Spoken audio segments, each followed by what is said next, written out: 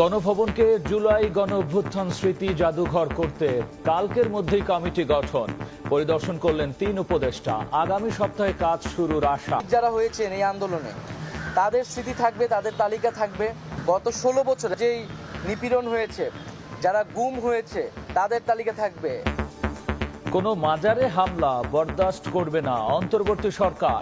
একেবারেই গ্রহণযোগ্য না, এটা বারে বারে বলেছি। আমরা এর বিরুদ্ধে প্রথম দিন থেকে এটা অবস্থান নিয়েছি।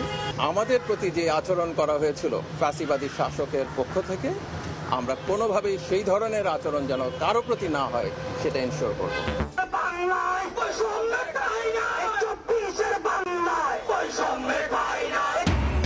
চাকরিতে আবেদনের বয়সসীমা ৩৫ করার দাবিতে উত্তাল রাজপথ। শাহবাগ মোড়ে সাধারণ শিক্ষার্থী সমন্বয় পরিষদের অবস্থান, যান চলাচল বন্ধ। পরবর্তী সরকারের বিরুদ্ধে ষড়যন্ত্র চলছে, দাবি বিএনপির। আইনি প্রক্রিয়ায় মামলা থেকে মুক্ত হতে চান তারেক রহমান, ফিরতে চান দেশে, বলছেন তার আইনজীবী।